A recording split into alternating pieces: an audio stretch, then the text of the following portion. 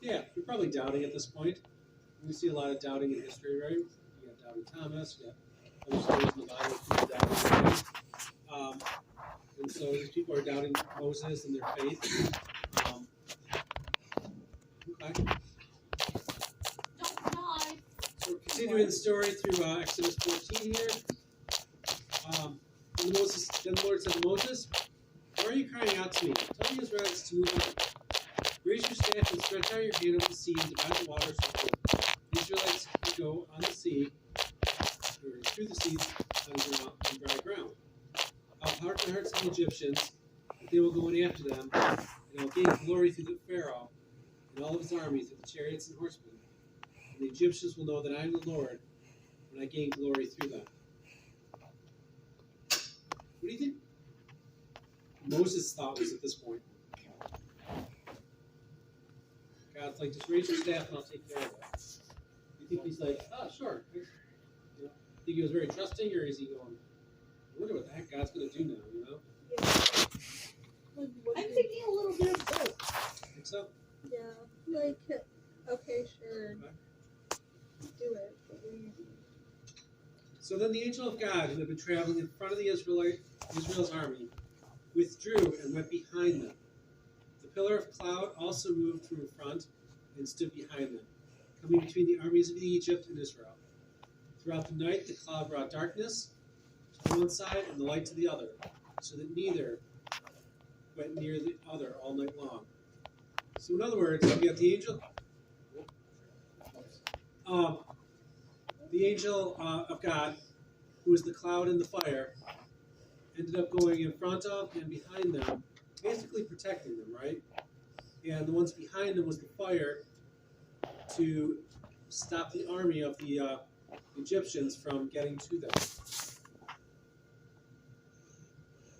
So this has got to be a sight. I mean, if you're one of these people, I mean, just think about what you're witnessing here.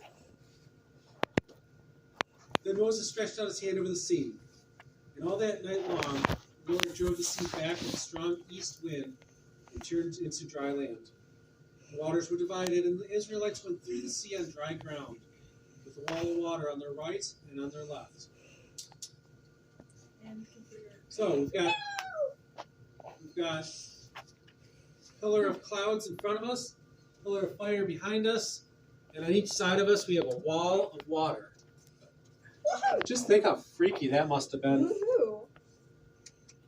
I mean, that's a sight to see. I would love to be there just to see that, just to witness God's power in that instance. The Egyptians pursued them, and the Pharaoh's horses and chariots and horsemen followed them into the sea. During the last watch of the night, the Lord looked down from the pillar of fire and cloud at the Egyptian army and threw it into confusion. He jammed the wheels of their chariots so that they had difficulty driving. And the Egyptians said, "Let us get away from the Israelites. The Lord is fighting for them against Egypt." So he follows them into the sea, and as they get into the sea, he doesn't make it as dry as he does for the Israelites. He makes it a little muddy, so they get stuck. And the Israelites or the Egyptians start realizing that their God is fighting for them. It's going to be hard to get to them.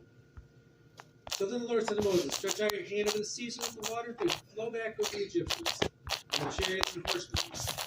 Moses stretched out his hand over the sea at daybreak, and at daybreak the sea went back to its place. The Egyptians were fleeing toward it, and the Lord swept them into the sea. The water flowed back and covered the chariots and horsemen, and the entire army of Pharaoh that had followed the Israelites into the sea.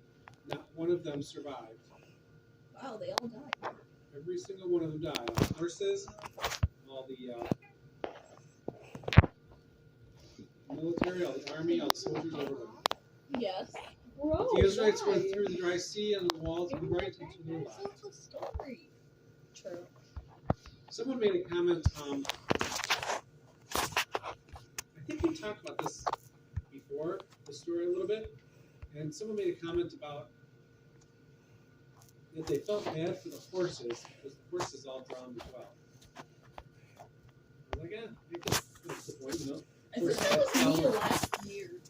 Was Sounds like something I would you know, say. I want to say it was you. I'm almost positive it was. It might have been you, Curtis. I don't know.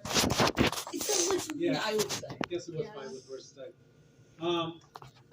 Now, I don't think we'll have time to talk about it or go through it, but there was a PowerPoint presentation on someone that did a similar thing that I did, and they used a little more factual maps and everything like that as to where it was.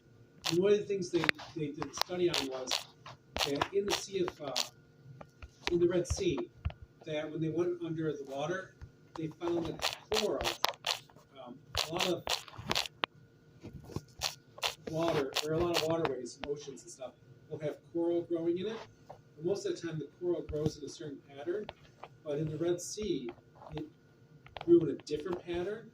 And they're saying that the way the pattern was, it looks like that the coral actually grew around the wheels of the chariots. Oh. And when they actually went down, they could actually see that some of the wheels were golden, or made of gold, and coral doesn't attach itself to gold. So they actually, when they submerged themselves down and looked at the bottom of the sea, that they found these gold wheels underground, and they figured that must be the point where the story took place. And as they kept looking, that's where they found the coral, and it looks like it must have been around the other wheels that were wooden, and that's where it grew from there. I thought that was pretty cool, so that they could figure out exactly where this story took place pretty much over 3,000 years ago, after about 1500 BC. So, if we look at the map of the world, those who are geographically challenged, this is Europe. You got France and Spain and Germany. You got Asia over here, so you got Russia and China, India. You got Africa down here, Libya, Algeria, yeah. And then right here is considered the Middle East, which is technically part of Asia. And Egypt is here, which is part of Africa, but this is considered the Middle East. So if we go to the next map, we kind of zoom in a little closer. Europe's over here, Asia's over here, Africa's down here. This is the Middle East. And so we're talking about this circle right here, because this long strip of water is the Red Sea. We zoom in a little farther.